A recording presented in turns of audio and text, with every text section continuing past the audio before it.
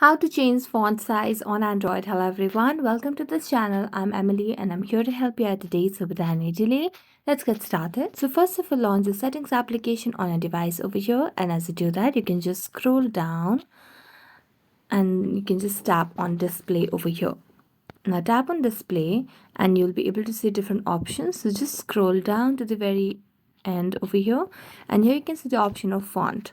So here you can see the option of font, and as you tap on font you'll be able to select different fonts available. Now if you want to change the font size, you just have to tap on text size, and here you can select over here at the bottom on which size would you want, small, large, extra large, or double XL. You can select according to your wish over here. So I'm gonna tap on large because previously I had my text size on small, so I'm going to tap on large and see the change. Now go back and you can just go to the home screen as well, and here you can see the change already. So let's wait for a while, and there you go. So thank you so much for watching this video. See you next time.